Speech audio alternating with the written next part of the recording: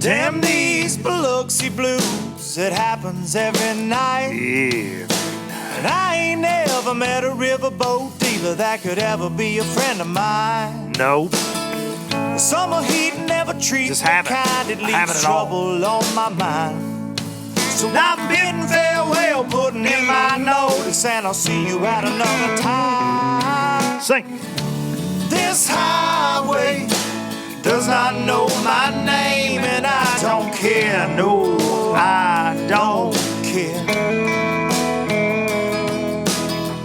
Heading my way for another place, and I got 3 good tires and a spare. Right to the hook, they call it, right out. Just a white line gypsy getting out of Mississippi with just enough gas to get there. Low Budget Live, not so live from the Low Budget Live Bar and Grill here in beautiful southern Middle Tennessee, and this is the podcast for Monday, February the 27th, and I hope all you low-lifers out there are doing well. If you're just tuning in for the first time, you're wondering what a low-lifer is, well, that is what the listeners of this fine program refer to themselves as, and they're a loyal bunch, so welcome. You are now a low-lifer. And speaking of low-lifers, big announcement. One more time for the girls downtown. Come on.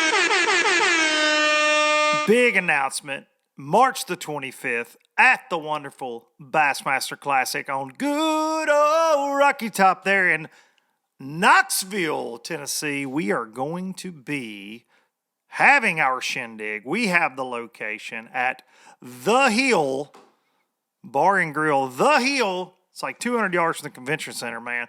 We are going to have an outdoor, got a gigantic tent. We're going to be in the parking lot there at The Hill. We're going to have a stage. We're going to be throwing down together, fellowshipping, having some drinks, playing some music. Myself, Shannon Wheeler, special guest. That's all I'm going to say. Guest, plural, ironing out some things. But I promise you, it's going to be a party you do not want to miss. If you are a low-lifer, this is for you. We are throwing this. It's a meetup, whatever you want to call it. We are going to throw down in Knoxville. My buddy Shannon Wheeler on fiddle. We're going to do, we're just going to hang out with you all, meet you. And so many of y'all have messaged me about that. I'll be posting more about it on social media, but about a month from now, we're going to throw down in good old Rocky Top, and I can't wait. Thanks to Trevor at The Hill for making all this happen. Barstool did a big event there this fall. It is the place in Knoxville, and I could not be more proud to bring the low-lifers there. It's a great establishment. So, The Hill, let's go. Spread the word. If you're coming to Knoxville, I want you there. We are probably kick off about 7 o'clock that night, 8 o'clock, something like that. Times will be announced, but I promise you, if I can put everything together that I'm trying to, we are going to have a large time that night. Okay? Just trust me on that. Play some music, fellowship, and sharing some beverages. Come on out to The Hill, March 25th. All right. Been excited about that. Been working on that. Keep saying that. We didn't do one in Greenville. That was, of epic proportions, and it just feels right. Good old Rocky Top to bring it back around there. Fingers crossed the weather's good. The weather's been beautiful around here lately, but I'm sure the last week of March we'll have sleet, snow, and sideways rain and locusts and everything else that you could have from the Bible that week. But I'm going to do a parking lot party, low budget style. Come on, man. I'm really excited. Got all that taken care of this past week with Trevor, and could not be more fired up about that. Couldn't be more fired up about all this crazy lighting that I've got now. New camera, trying some different things. I'm not a cameraman. I'm not a lighting expert. I can barely run audio, even though I've been a musician for years. Y'all know that. You listen to me every week. We are exceeding past low budget, though. We're going to have to change the name of the show at some point, like Sammy George said last week. There'll be a new look coming. It'll probably be April before I get there, to be honest. changing up the bar and grill a little bit. The bar obviously is permanent right here, but probably won't do the show from the bar anymore. I've got some different ideas, just want to change it up a little bit. So been doing it the same way for a long time. I got ADD, I get antsy. We're going to change it up. We are going to change it up, but playing around with some lighting, some different things to try to make it pop. If you are listening to this going down the road on many of the audio platforms, you're like, I don't give a absolute, Luke, nobody cares. Nobody cares. But for the YouTube world and for clips for social media and things, man, I want to look a little cleaner, and so I'm working on that. I'm not there yet, but certainly going to get it there. And the people, besides all you low-lifers that make this possible, are the sponsors of this fine show, starting with StarTron, Starbright, kicking ethanol in the teeth, in your chainsaw, in your weed eater. But most importantly, in that outboard engine, because stupid, dumb ethanol ruins outboard engines on a daily basis. It ruins vehicles. It ruins anything that you let it set up in there and soak like a freeloader that it is. Little dab will do you. StarTron, you can get this stuff basically everywhere. It is sold nationwide. I can think of more places that carry it than don't at this point, right? This bottle right here, 16-ounce bottle, treats 256 gallons of fuel. Kick it in the teeth with some StarTron. Get ethanol out of there. We appreciate the folks from StarTron bringing you LBL for a long time now. Pro Guide batteries. There are lots of people in the battery world now, especially in that lithium, man. Every Tom, Dick, and Harry got a lithium battery now. They do. They're in their garage. It's like they're pulling out the coat like their son you watches in New York City. Hey, you want some lithiums? Look, I got some lithiums, young man. Look at these lithiums. We got the power. We got all the power. I can tell you right now, some of them folks are shady. You don't want to go down that road because, obviously, power, your battery, is your connection to all your graphs, everything. You don't want a weak link, and you don't want something that's dangerous. And in that lithium world, you just never know. So I can tell you one thing. The folks from Pro Guide Batteries, great company to work with. They are great, long-standing people in this marine world. They've been making batteries for the OEM side of the boating industry for many, many, many moons now, from their AGMs, lead acids back in the day. I'm running their 31 series AGM cranking, and I'm running those lithium trolling motor batteries this year. You can get them for yourself at ProGuideBatteries.com. Use code LBL10 to save you some money and let them know you are a low lifer. Baitworks.com, bait-works.com.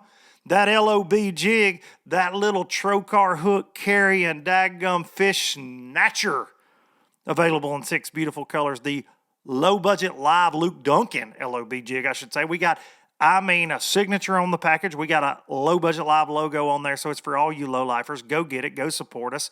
Duncan-10 saves you some money on everything there at Baitworks, all products. But go get you some of them LOB jigs. Baitworks.com, bait-works.com. And last but not least, hang the banner right here behind me, illuminated beautifully. The Bassmaster Classic winning high performance, all welded 21-foot aluminum bass boat beast of a machine. The Express X21 Pro LE is what I'm running this year, pushed by that 250 Yamaha show. More tackle storage than any man could ever need. Beautiful live wells, best hole shot in the game. C-deck, bow to stern. Go take a ride. You will not be disappointed. I love my Express. The only thing I don't like about it right now is it sits in the garage more than it is on the water. We're fixing to change that, though. Trust me, sooner than later. Express boats, building excitement since 1966. And another Bassmaster Classic note that I've told you all about, but gonna keep bringing it until we're there. In the Express Boats booth on Saturday of the Classic, the same day as the live party, live podcast, Express booth. Come on out. Lots of guests lined up for that already as well. Probably some surprise guests if it's been like the last couple of years that we've done it there. Have a great time propped up on an Express X21, bringing you low budget live. I'm sure Mr. Herndon, Rory Herndon, will join us again. He's always a great guest and a great time. there, and many, many others from the industry will join us that day. Saturday, I'll drop a time when we get closer, but I'm sure around 1 or 2 p.m. we'll be rocking and rolling there in the express booth. All right? Okay, moving on. Congrats to Tyler Rivette. Swole Patrol, Tyler Rivette. Mr. Flexing on him all the time. For a big win at Okeechobee, oh my God. If you would have ever told me that Live Scope would have dominated Okeechobee, man, in the first elite of the year, I just missed that. There were so many guys that didn't get locked in, and that Kissimmee River deal that he got on was awesome. I have fished in that Kissimmee River over the years. Lots of bass there. Really cool that he was able to exploit it for 4 days and win. Congrats. I like seeing the new faces. Shouldn't say new. I mean, Tyler's been around, but I like seeing those guys win that have never had a win, man. I know what it means to them. You could see his family there on stage, and you can see the emotion in him as he was getting it done out on the water. And so, congrats to Tyler. Want to do a pod with Tyler at some point, man. He's an interesting guy, and I think as I recording this a couple days early from Monday, the Elite at Seminole is still going on. He's having a hell of an event down there as well. So, on a roll, man. Once you get that bug going, it can sure be something else. So, congrats to Tyler Rivette on a big win. Congrats to freaking Chris Lane, man. A lot's happened since I saw you guys last. Chris Lane, I was glued to that BPT with the 5-fish format last week when that was going on, man, or 2 weeks ago now as this airs. So, because I recorded last week's episode early as well. So much fun to watch. A buzzer beater 5-pounder. You don't get to say that in bass fishing very much, but with that format, getting the fish up till the end with the live coverage, they cover it until the very last second. Buzzer beater 5-pounder to beat the legend, Mark Davis. Absolute legend. Drops 34 pounds in that event in the knockout round there. And I got to say, man, they had a great event. A lot of bigs came across the scales there, and in the boats, of course, no weigh-ins. But it was really cool to see those guys. And Jacob Wheeler and I talked about this on the show, but to see the strategy come out with the real-time scoring in a 5-fish format, because all those guys grew up on 5, obviously, like the rest of the tournament fishing world, but having the ability to see what everybody else has got. It was cool watching them make decisions, man. So I really enjoyed that.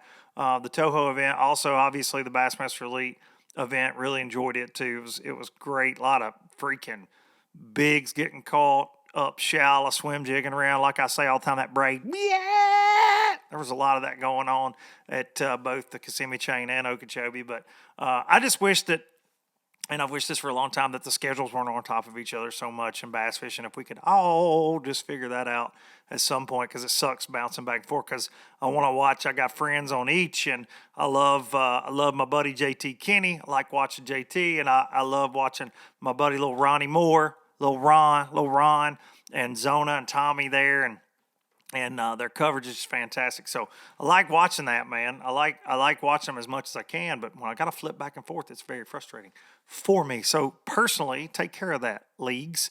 And NPFL the same way.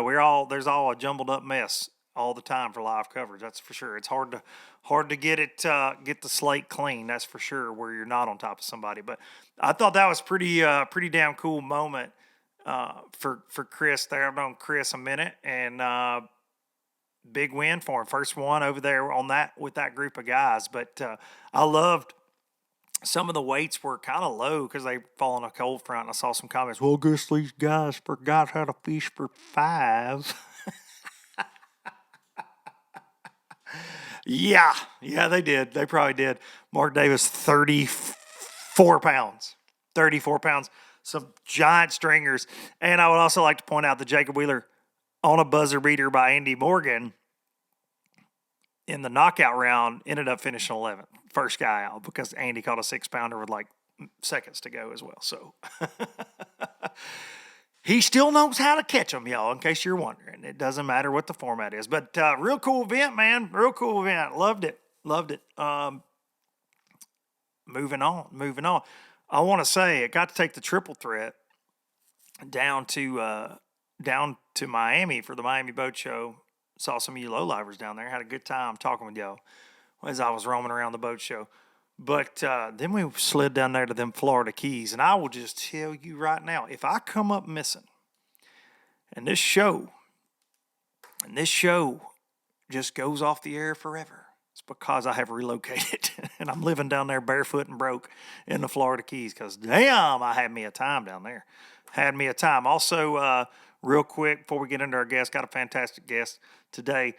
But before we get into that, a lot of y'all ask me health updates. So this past week, I had an echocardiogram, I think they call it, ultrasound basically of my heart to make sure there's no physical damage. My symptoms have lessened in the last few weeks. Wore a heart monitor for 14 days, and basically they're just trying to sort it out.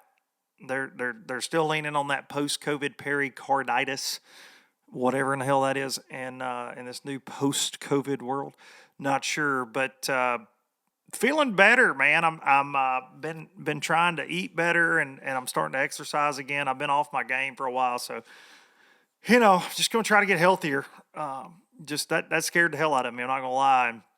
And still have not gotten the results received the results from the test that I had done, that echocardiogram. So hopefully this week I will get that. But appreciate the thoughts and prayers and the warm wishes and all y'all low lifers reaching out about my health and sharing your experiences with basically the same thing I've been going on. So many have reached out and said, man, this is what I've had going. And it's been honestly comforting to read some of the things of very similar situations. And guys are like, hey, I'm okay, and went through that for 3 or 4 months after COVID, and it's been really refreshing reading some of that. So thank y'all for reaching out. All right, today's guest, we're gonna get the sauce brought to you by the W Sauce, America's Worcestershire sauce. We just call it the W Sauce around the bar and grill. Fantastic on pork chops, chicken, in a Bloody Mary, you name it. We have the original W Sauce and Fireshire. I'm a weenie when it comes to eating hot things, so I don't dive off into the Fireshire very much. The triple threat likes it. I am a sissy in that regard. Don't like the spicy food, but the W Sauce bringing you the sauce. And this guy right here is he's in the hot seat. He's in the hot seat a lot, and as tournament organization officials can tend to be in this social media driven world where everybody's got an opinion. They don't understand that you have to run a business as such. Bass fishing organizations aren't charities. They are businesses at the end of the day, regardless of what any of us think or feel about decisions they make. And he reached out to me, he wanted to come on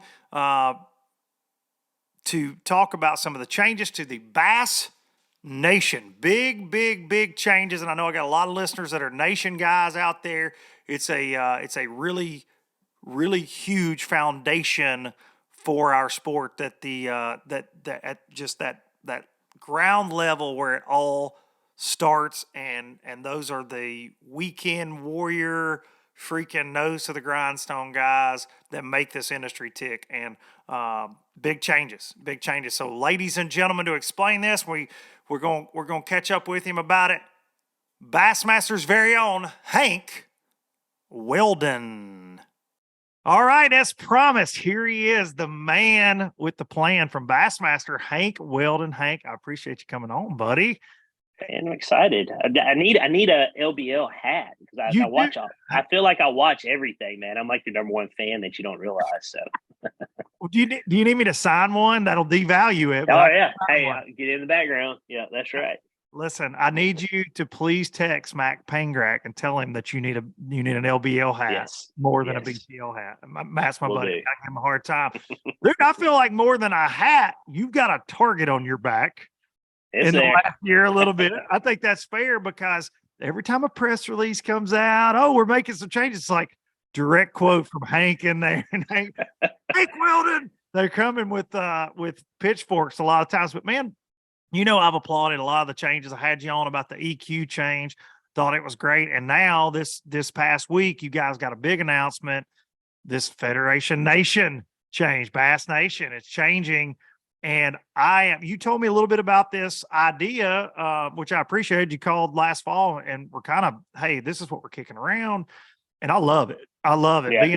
Being a former club fisherman. I mean, that's how I got my start in bass fishing and tournaments. And it's such a great place to start. But that federation, that nation has been a constant in our sport as long as I can remember. Some historical moments with it, but guys go to the freaking classic. They go to the elites now. But let's talk about these changes, because I know that you know, we live in the day where everybody's got an opinion, right? And people are going to comment. So let's talk it through. Sure. Explain the changes, right, and where we're headed with this. Yeah, so this was in reaction to the EQs. And like you said, we kind of started kicking the tires around probably even this time last year. We knew that there was going to be a void to that angler that couldn't necessarily, you know, accommodate or be able to compete in 9 tournaments, you know, with the announcement of the EQ. So we're like, okay, so what do we have? What does Bass have that we can mold, shape a little bit? And we've been using the word modernize a little bit, because, you know, let's go back in the day, you know, when you and your dad were going to fish a tournament, it was like everybody was in one line. They were going to one lake on that Saturday. Now you come to a red light, you got cars going this way, you know, boats going this way, boats going that way, boats going, everybody's going to their own lake and having their 15 boat tournament here and 15 boat tournament there, etc. And it's just, there's just so much to fish out there now. So we were like, well, what can we do that keeps the club structure where it is? Because that is, like you said, that is a staple of bass. You know, we've had other groups come in and try to duplicate it, you know, that sort of thing. But that is a staple of bass since 1983. That was when the Nation Club started, all the way back in the day, and really got going in the 90s. You know, with Brian Kerschel, etc. Yes. But what we've also learned, I mean, you know, that's like way back in the day. But what we also learned, though, is the club is not for everybody, right? And we've got all these junior clubs, high school clubs, college clubs, and as they're leaving, we're not retaining some of those anglers. So we're like, what can we do that will preserve the clubs, but also give that angler that maybe the club atmosphere is not for that angler, an opportunity? And when I mean opportunity, is an opportunity to get to the Bassmaster Classic. We're the only company in the world that has the ability to pit anglers into the Bassmaster Classic, and we want to be able to give anglers that opportunity, and we know that's important. So that's what we did. And you know, I know it can be confusing, but if you want to dive into the format, we can, you know, and answer some questions. Yeah. So you and I talked about it a little bit, and reading the press release, I think it is good to kind of break it down. Exactly what's going on. I mean, from the old structure to the new structure. I think it's great to do that for people from your mouth, from the bass perspective. Here is how it's going to work. Yeah. So that's what we've done. Is we've really kind of taken the model that we built with high school, college, junior. You know, we've been steady at molding that model since 2011, really. So we felt like we had gotten a good working model that we could put into the adult side of things, because that membership number, make no mistake, it's about driving membership, a lot of it, right? You know, and that's what we're after too. You know, giving more. If more anglers have more opportunities, that means more memberships for bass. You know, that's there's no hiding that. But you know, it's still a business, right? Bassmaster. That's right. That's right. That's what people forget sometimes. Sometimes people forget that it's not a charity; it is still a business. At the end of the day, all these organizations, right? That's right.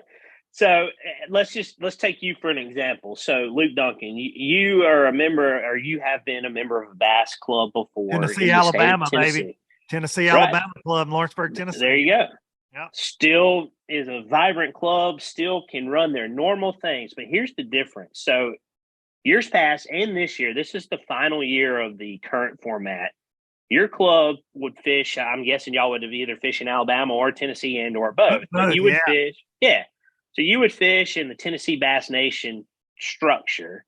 Then Tennessee Bass Nation would form a 20-person team, and they would go on to a regional, and you'd fish for Tennessee.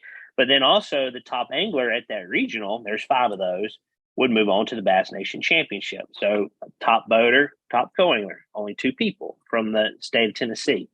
So and then you compete at the nation championship. Top 3 move on to the classic. The winner goes on to the Elite Series. Shout out to Will Davis Jr. Had a great day. Shout out to little Will. Our champ right now. So it's those anglers are out there. So the difference is though now is Luke Duncan can fish in that Tennessee Alabama Fishing Club in the state of Tennessee or in the state of Alabama. But now instead of pitting a 20-person team to go onto a regional, the state of Tennessee will now qualify anglers directly to the Bass Nation Championship, and more than one. We will prorate that based off of their current in-state membership. And I need to look at my computer, but Tennessee is a good state. I want to say they have 5 or 6 berths. Don't quote me on that exactly, but what that means is that's 5 boaters, 5 non-boaters, straight to the nation championship. With a chance no regional anymore. That's right. And, and so that nation championship is going to be a 250 boat tournament. So a big tournament. But what we've said is now Luke Duncan the individual angler has more chances to get to the tournament, right? You can't qualify for the classic if you can't get there. Right. So, in addition to that, so that's kind of the club structure, right? You still normal operations. The only difference is what you're qualifying to in your state. But now we're installing 4 qualifiers. And what that means is now Luke Duncan still have to be a Bass Nation member. I want to make sure your listeners hear that. You have to be a Bass Nation member. Got to wear that patch. You got to have that patch. That's right. We're not taking that away. We're still core focus with the Bass Nation. This is on top of your Bass membership. And that's more for the listeners of thinking we're taking away that. We're not taking away that. They're still members, still have to affiliate with their state. So now, Luke, the club atmosphere, the club format isn't for you. You don't have time to go to meetings, whatever it may be. You're working. But if you got a qualifier, let's say we bring the qualifier, there's 4 of those. We bring one to Guntersville or to Wheeler. That is open to any Bass Nation member. As long as you're a Bass Nation member and you sign up in time, 250 boats, you're in that tournament. And there'll be an entry fee. There'll be a payback for that tournament. It's a $400 boater entry fee, $200 co-angler entry fee. So, a little bit above like your BFL, something like that, because it will be a 3-day tournament. But, it's going to be a really cool, I feel like, tournament for those Bass Nation members, and we'll open those registrations. Yeah, go ahead. All 250 fish all 3 days in those? Is that the format? No, we'll cut it down.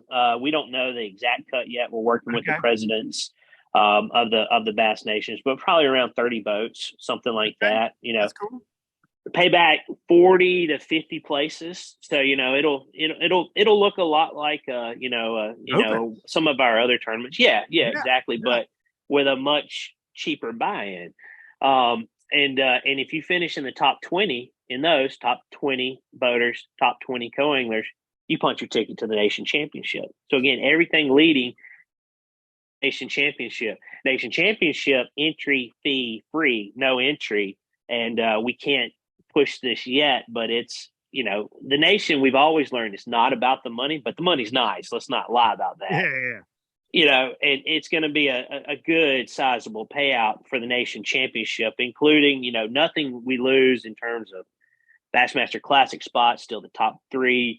The champion will move on to the Elite Series. They'll get $16,000 towards their entry fees to the Elites, use of a boat if they want it for the year. So, it's out there. And what I want your listeners to realize is, okay, you're in your club, you're still good to go as long as you're an active Bass Nation member. If you've never been in a club and you want to try to get into a qualifier, get a hold of your nation president with the state you live in, pay your Bass Nation membership, enter that tournament, $400 entry fee. You're eligible for this format. So it's giving way many more opportunities to the individual angler to get to the nation championship with a shot at the Classic and the Elite Series.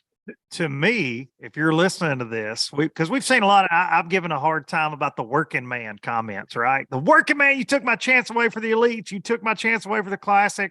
Not necessarily, but you can still fish a single division. The Opens make the Classic, but right. There's a lot of complaining. Of course, the numbers speak for themselves on what people actually thought about it. So we'll get to that in a minute. But I feel like what you've done with this, what Bass has done, is you've made it a little more, I don't want to say easy. I don't want to say easy, but for me as an angler, like as you're talking, like I'm getting fired up because I'm thinking, dude, I can fish one event, and I can walk into a chance at the freaking Classic and the Elites. I mean, dude, that is, when you start talking about the 9 opens and what you got to do to qualify for the Elites, if you are a weekend guy that does not have time, this is the setup. Now, look, there's only going to be one. That's right. But and essentially, you've got to beat 500 guys, the way I look at it, right, to get there. But man, I think it's a fantastic opportunity, man. It just, I don't know. I get where you said the modernization of this. I love that take because bass fishing is old school, right? We know that. We see that with the forward-facing sonar debates and the different things that we constantly see on social media. But I do feel like the nation has been a little stagnant, maybe. You know what I mean? Or confusing for a guy like me that keeps up with the sport. You're saying you had all the regionals and the different things, and that process to get to that nation championship. Now, granted, it was fewer boats. I will say that it was fewer boats, marquee event. I don't think anything will change about it being a marquee event, regardless of the number of competitors. But it was a little confusing in how you get there. There's a lot of layers to that onion. And now, if I'm a kid in high school, if I'm a guy that just gets out of college, if I'm a guy that loves that club level, that weekend atmosphere, I've got a freaking 2 tournament chance. You got a chance. And you got a chance. That's right. I love that. Yeah, and you touched on that, the economics of it. You know, it's some people are like, well, we're just budget cutting. We're not budget cutting. I can promise you, this is going to be more expensive on bass to run this style of format. Absolutely. You know, but what it does allow from a budget stance is now states are not funding that 20-person team, because most states 100% funded that. They're able to pour those resources back in their in-state run events, really boost those events. That's what we've challenged our presidents to do. And, hopefully there's more money out there for those guys in terms of what they can win locally, that they can go fish, sleep in their own bed, and potentially qualify for this nation championship. And then when you get to the championship, you're right, it's going to be a big event. I mean, we're going to bring our Elite Series set up in terms of our staging, our equipment, all of that. We can't do the boatyard. Everybody's talking about the boatyard. I just can't park 250 boats in a boatyard and hook them and unhook them twice daily into the water. But we've got some things that are going to keep this event prestigious and an event that every angler will be proud of making. That's something we are dedicated to, and we know we have to do and we want to do. So well, I see this being right in line with your Bassmaster Team Championship as well, which is a fantastic event. But you've got to, if you fish your whatever team series you're involved in, you qualify for the team championship, boom, you got a chance at the Classic. It's another great opportunity for a guy that can't necessarily chase the Opens. Look, I'll be honest with you. You know me, I fished the Opens. I fished the FLW Tour for many years, but where I'm at in life right now with my career at TH Marine, with the podcast, with a lot of things, I don't have time for 9 Opens. Right. I do not. Now, not necessarily trying to make the Elite Series anymore. That's not necessarily on my list of dreams, but if you told me tomorrow that I was going to get pulled through Thompson Bowling Arena in Knoxville at the end of next month, I would certainly tell you that would be a dream come true for me. And it's still something that I'll never give up my entire life. And so this does open doors for guys like myself, like you mentioned, Tennessee and Alabama. If you pay in both, I mean, essentially you could pay to be a member, right, in any state. You could chase this as much as you wanted to. And you get in all 4 qualifiers if there's spots for it. Those are going to move around. They're going to not be, like we had a Southeast tournament every year. We had a Central tournament, a Mid-Atlantic, in those different regionals. They're going to bounce around. We're going to try to strategically put them in places where our core membership can reach those, but they're going to move around. I mean, and we're going to hit those big lakes at the right time, like what I think we're doing with the Open Series. Yes. It's exciting, and that's what that was the main point I wanted to get home is change is never fun. We know that. And I will tell you that the due diligence process and the people we talk to with developing this program, I mean, it's 10 months in the making, you know, and really looking at it. And we're a year out still from launching it. You know, this starts after the nation championship that this fall. That's when the new format rolls in. So, but you know, the one thing it does that no one can argue is it gives more opportunities to the individual or club angler to get to the nation championship.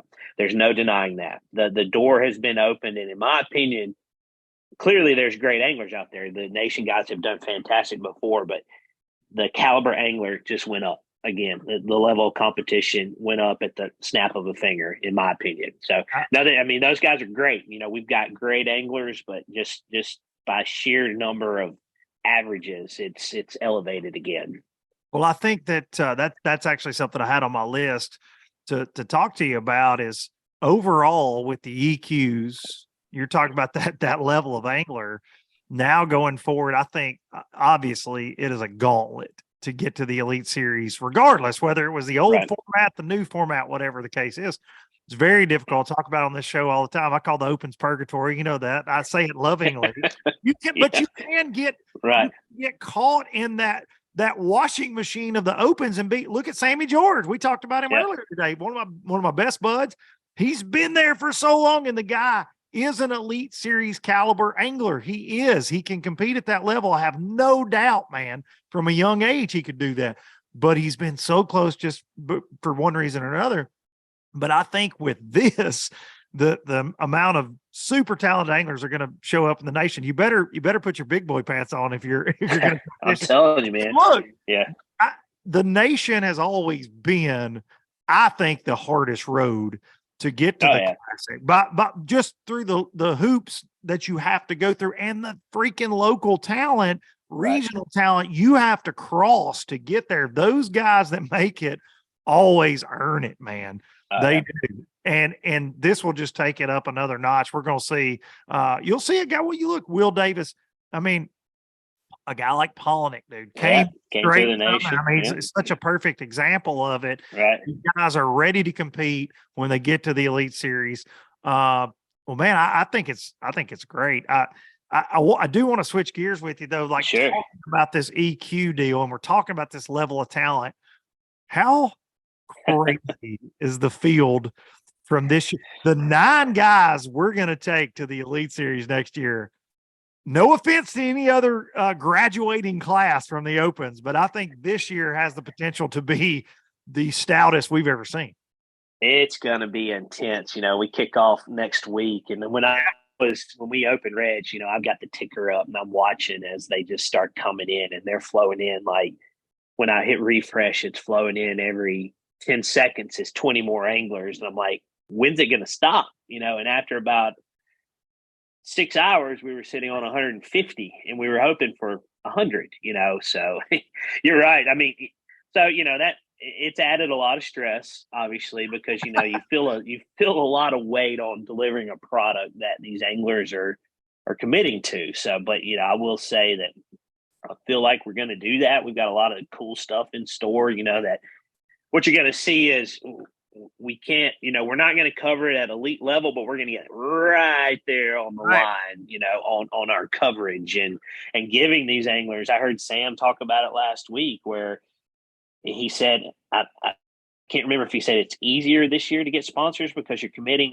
to all 9, but it's a more conducive format to get sponsors. And that kind of resonated with me. I was like, okay, well, you know, that's an even more heavyweight burden on us. That's okay. It should be that way to deliver a product that helps these anglers and creates a platform that they can promote themselves on, which has always been Bass's motto. You know, we're going to give you the platform and you can promote yourself and create your brand. But yeah, I mean, 107, I think we're down to 172. We had one angler back out due to some family reasons, but that's okay, you know, and we wish them well. But, you know, will we sustain that? I don't know, man. I'm thinking 120, something like that, you know, years for to the come. Years out. Yeah. Yeah. I'm thinking some guys are going to be like, I don't want to get, after they see what happens this year, they might be like, I don't know. Yeah, I don't know if I want to do that. So I told the guy from MPFL, because, you know, we're fishing 80 boats this year, and we had a lot of our anglers go to the EQ format, and rightfully so, totally get it, chasing the elites, chasing the classic. And it's something I told those guys. I said, listen, in 2024, there are going to be a lot of anglers, I feel like, looking for a home when they go over there and realize, oh boy, oh boy, this might not have been a good decision. This is not because the tournaments aren't well ran, but it is. I don't think it's so hard to describe to people how difficult the opens are. I just can't. I can't get it across. I try to say it on here all the time, and I feel like a broken record. I see it in the comments like, we get it. You talk about the opens. They're difficult. You just have no idea, man. When people nitpick, because you'd get the armchair quarterbacks nitpicking a guy's finish. Listen, if you finish 60th in an open, no, it's not a top 10, but you have done something. Pangrack and I were talking about this last night. I said, man, I hope you win all 9 of them, just giving him a hard time. And he said, I'll start with a top 50. Because that's the mentality. Yeah. You can't have a bad one. With 9, you got a little bit more room for a slip up, but not really.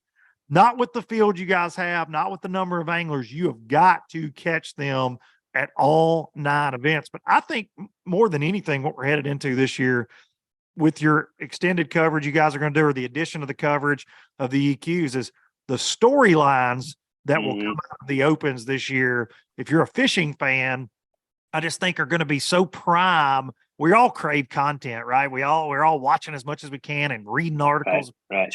I'm obsessed with photo galleries. And I just think everything that's going to come from the opens this year is just, and I've always kept up with it, but I think if you're a casual fan that only watches the elites or you watch BPT, whatever you're into, you need to pay attention to the opens this year because it's going to get wild.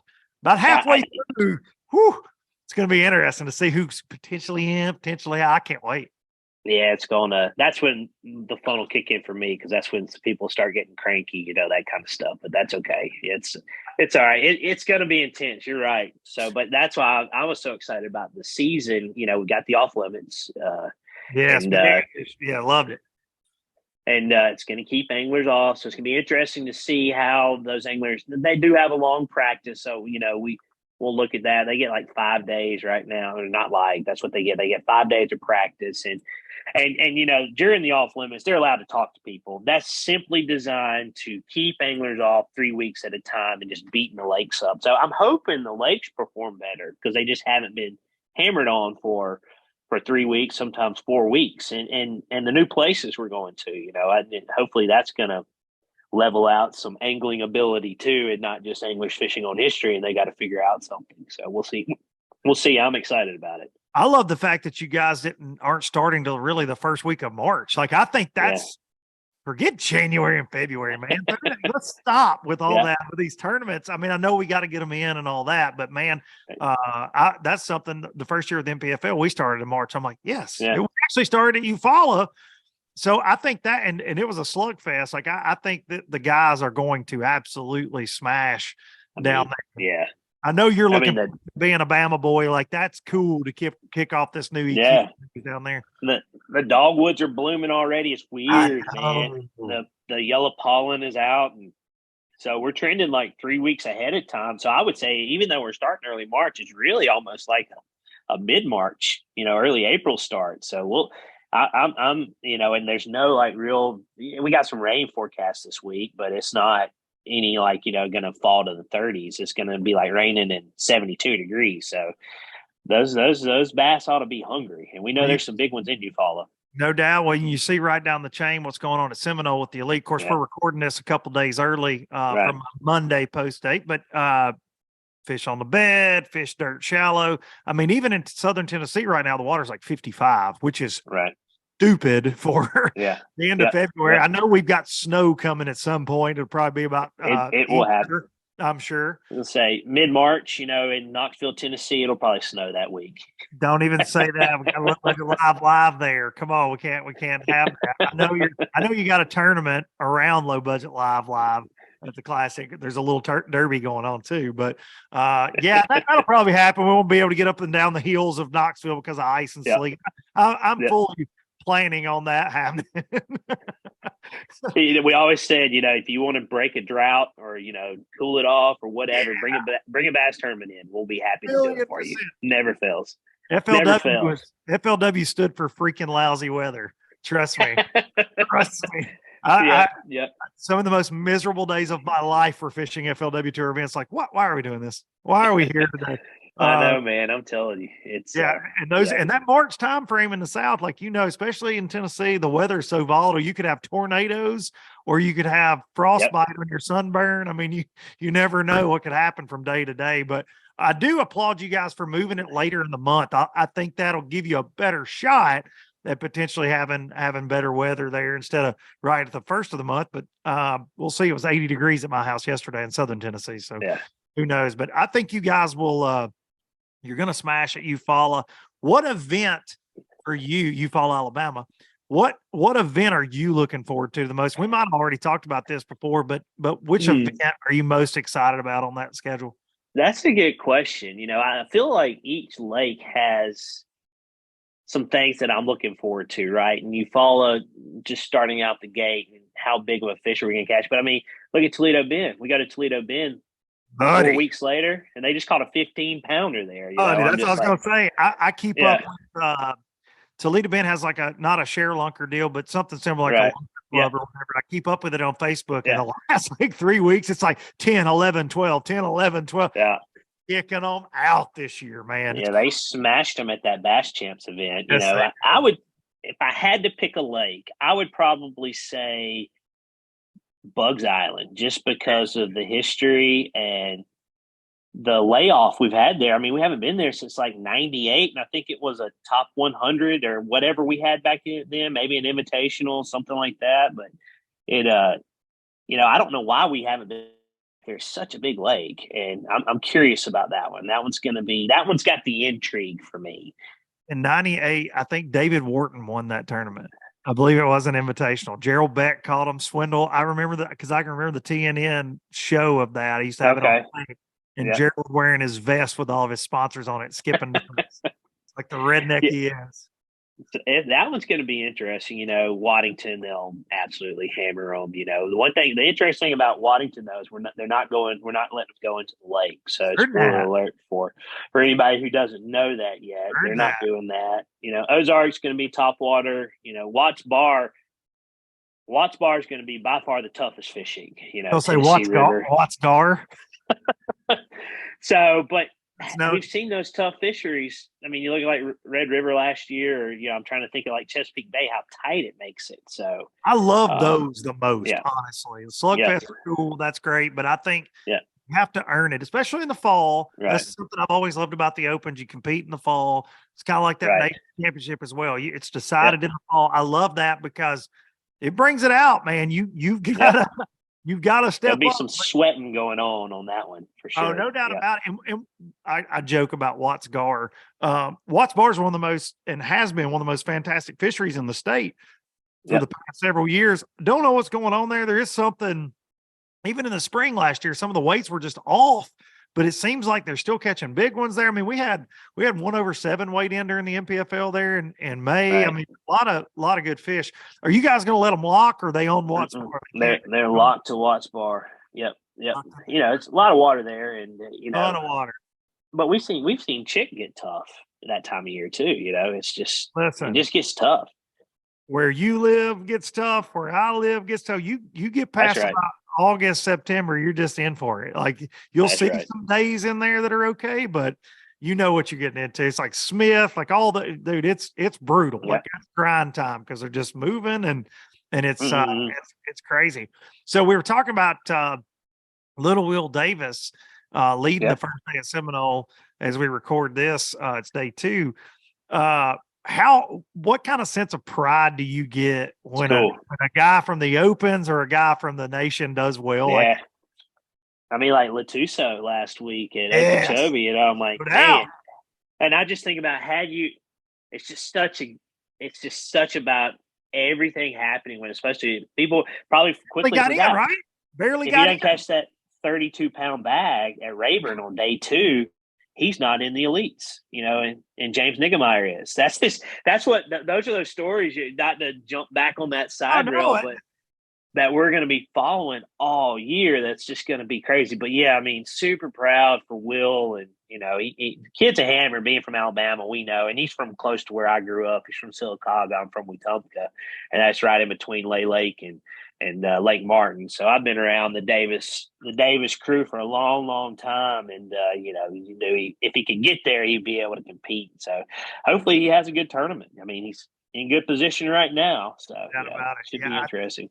Yeah, I know for you guys, and I know it's the same for Bose and was sending the guys to the Opens when they come into the elites and they have a good one or they win one, or because it's guys that you may have spent 3 or 4 years getting to know, like Josh Douglas. I know when Dougie finally made it, you guys were probably just elated for him, like so many people were, because you know what they go through. You guys see it, live it, and breathe it.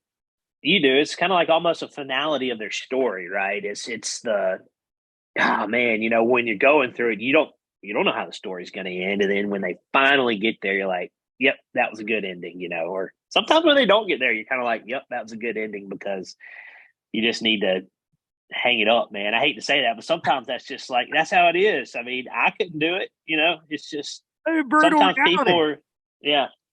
So it's just because you like to bass fish. Just because you like to tournament fish does not necessarily mean you need to fish the Elite Series or try to fish the Elite Series, because I can tell you right now, through personal experience, and I've been very competitive my whole life fishing. I love it. I feel like I can find fish, catch fish. That Opens deal, boy, when I jumped in a few of them the last couple of years, I'm like, oh, these boys in their 20s are taking this a little more serious than I used to. Yeah, you look at like Tanner Ward, a kid from Tarleton State. He almost qualified through the Southerns last year. He's still in college. You look at like a Tucker Smith, you know, and it's I didn't even realize. That's what I was going to say earlier when you were talking about that. Even though I've been at Bass since 2011, I didn't even realize how hard it was until I really got hands-on in the dirt with these guys and really watched them compete and live their story with them last year. I mean, it's like you said, it's hard to explain other than if you do it. And for those who make it, man, it's a job well done and well deserved for sure. No doubt about it. So what kind of drama can we expect this year for you, Hank? Let's talk about that. I mean, will there be none? Everybody's gonna. Well, first of all, I'm gonna say Trey's got his insurance. Trey's got his insurance. Nobody's got ropes. Oh man. Oh yeah. New rule. I don't know if you noticed that. New rule. Yeah, notice that. New rule. That you can't change a rule mid-season, but we can add the rules at the end of the season for sure. Yeah.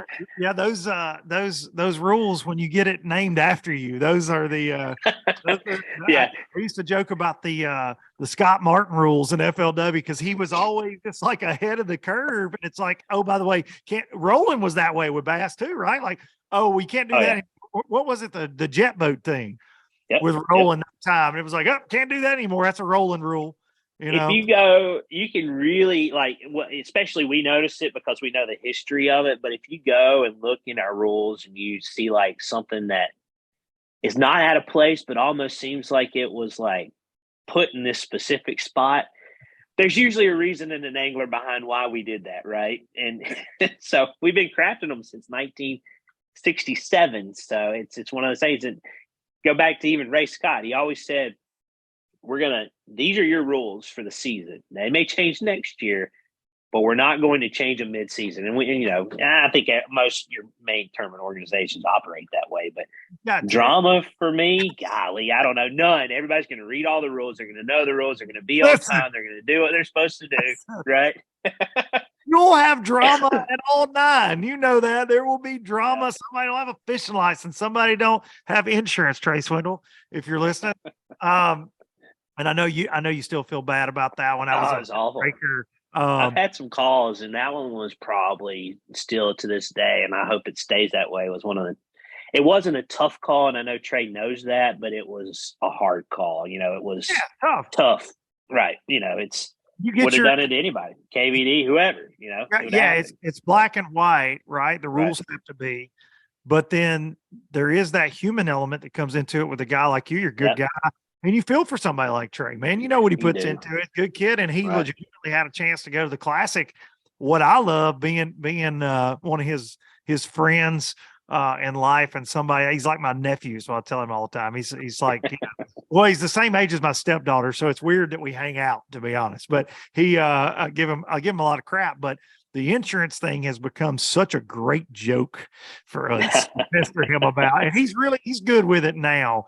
And I think Trey will, man. I think he'll make some noise this year. I really hope he has put together from a skill standpoint. And it's stuff like that I think people don't realize when you talk about like the insurance thing or some of the fine details. You can have it on the water, but to be a professional, and this is a conversation Trey and I had the week after, and I maybe even said it on here.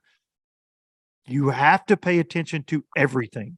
Be a professional, whether it's making sure you are being what you need to be on and off the water as a human, as a promoter, whatever. But it's making sure you've got all the T's crossed and all the I's dotted, because when that door swings open, you dang sure want to make sure you can run through it if that is what you are trying to do for your livelihood. And there's zero room for error, man, no matter what. So I think that was a hard life lesson for him. But I think that for a lot of people, it was eye-opening. And I think for Trey, I honestly think he got more out of it than he would have if he'd won. That's what I gotta say, man. Just think about what he did. So many people, and it showed his character, Absolutely. Character. I mean, let's just go back to day it happened. He waited, went out and watched his buddy on the water. Amazing. And then talked about it on stage. And I looked at him and I said, Trey, you don't have to do this. We even went over like what we were going to talk about, and we by no means made him do that. He did not have to do that, but he did it anyways. And how many people became fans or learned about Trey Swindle at that point? So yeah, total character move. And yeah, I'm excited to see what he can do. Kid's got some talent. I mean, y'all sacked him up at ABT 100, didn't you? A few weeks ago. Yeah, I got to catch 2 of the 5 we weighed in that day. But I've actually got a video that's going to go up on the channel that shows how great of a net man I am. That morning, he was catching that little lake right there, buddy. It's a secret. Ooh, yeah. I'm getting back. We tried to. Couple weeks. We tried to take a college bracket there a few years ago, but you don't have any service to where we could do live. And all the Wadowee anglers thank us for that, because had that happened, there'd be a lot more people. That ABT weigh-in, there were a lot of people, and they're like, "Hey, we don't appreciate you guys being here. Yeah, you need to leave. Get out of here. You need to get out of here." Such a diverse fishery, but yeah, Trey's got talent, man. He's like Gerald in that shallow water game, but he's also got that that new age. The live scope, the 360, being able to graph them, and he can focus up on just graphing all day, which I'm terrible at. That's one thing that I don't have the patience for it. I want to cast when I get on the water. I want to fish. Yeah, I want to fish. That's my deal. But yeah, I can tell you that Trey and I've had a little success fishing together. We mesh well together, but it's fun watching the decision making process, man. And it's rejuvenated me, dude. I'll be honest. Like fishing with him, I get all fired up. He's calling me about new tackle he's hearing about, different things. I'm like, yeah, okay. It helps my near 40-year-old butt get in gear sometimes. But it's like the Josh Douglas story. I'm ready to learn the finality of the Trey Swindle story through the Opens. For sure. And I really do hope that one day it ends up with him being on the elites before G gets out of there. I think that would be amazing to have him on the elite series, and to watch him whip G's butt in the elites would be a good time. Which that man right now, I don't know if anybody that watches Low Budget Live is paying attention. Gerald he's not dead yet. He seems really focused. Seems really focused this year. That man, he had a great first day at Seminole, great event down there at Okeechobee. Okeechobee, for sure, man. He's really focused. Yeah. Well, so to close, Hank, I always appreciate you, man. I appreciate Bass. You guys are always great to me. And I've loved getting to fish with you guys. And I really do hope that I maybe get to play around in this nation deal a little bit. Man. About it. Now, and I do want to get back to fishing some opens. This year was not the year for me, taking on a new position at TH Marine. I don't know which ends up. I barely have time to film this podcast these days, but I gotta give you a hard time. I gotta say, just I saw it earlier. You knew I wore this just for you, because for the first time since I've known you, I can say we basically just beat you guys at everything. Right. Everything. We don't stand a chance at beating Tennessee at anything Not this in year. So. Not in Knoxville. Not in Knoxville has your number. You might not want to come to the Classic. You might want That's to what I was gonna say. send somebody else up there. Or if you're playing fantasy, pick all Tennessee anglers. Don't pick an Alabama angler because that ain't happening this year for sure. No way. Listen, don't do that. There's some juju around Knoxville right now. Good old Rocky Top. Yeah. Well, Hank, I appreciate you, man. I applaud you guys for continuing to move forward and make changes. I think we've got to, because this sport's been around forever, and if we don't make changes, I just don't think that's good. I don't. Right. I think we got a lot of young anglers coming into this deal, and we got to keep moving and keep progressing. So, shout out to you guys for doing that, and thanks for coming on. Yeah, man, appreciate it. Yeah, you got to make what you think is the right change. We don't know. We're pretty confident it's going to be a good change. Like you said, you don't just change to change, but we know what our foundation is, and we feel like this is a tweak. Change is not fun, but let's get into it, and I think it's going to be good. But yeah, man, love the show. I'll be watching. Probably won't watch this one. I don't want to read the comments, but you can share them if you want to later. And you guys next week. Yeah, you guys don't hammer Hank too bad, and go watch the Opens. I can take it. I'm used to it. So file all complaints to him in person at Eufaula at Lake Point. I'll be there. All right, buddy. I appreciate you. Yeah, man. See you. Hank Weldon, everybody. Well, all right. That's all she wrote while hammering Hank Weldon. I hope y'all enjoyed that.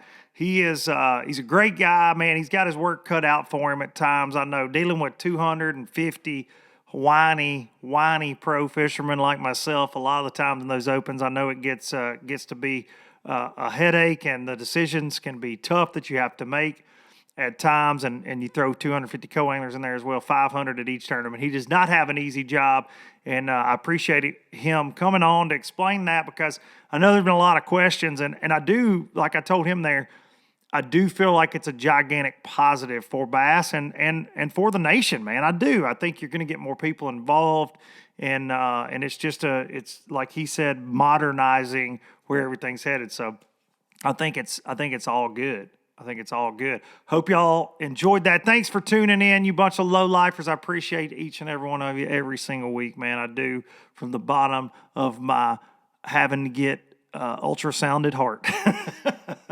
I appreciate y'all very much. Go take you out with some Biloxi Blues. Do not forget the Bassmaster Classic, Throwdown, Tailgate, Parking Lot Party, the low-budget live. Y'all come see me. Gonna take you out with some Biloxi Blues. I promise you'll hear that a bunch that night. Let's go. See y'all next week. I never could make it last. Spanish moss and Civil War ghosts, well, I'm gonna leave them in the past. Any direction, Lord, I'll be fine. It don't matter east or west. North, south, wherever the wind blows, I'm leaving those burdens at rest. This highway, it does not know my name, and I don't care. No, I don't care. Heading my way for another place, and I got 3 good tires and a spare. Just a white line gypsy getting out of Mississippi with just enough gas to get there.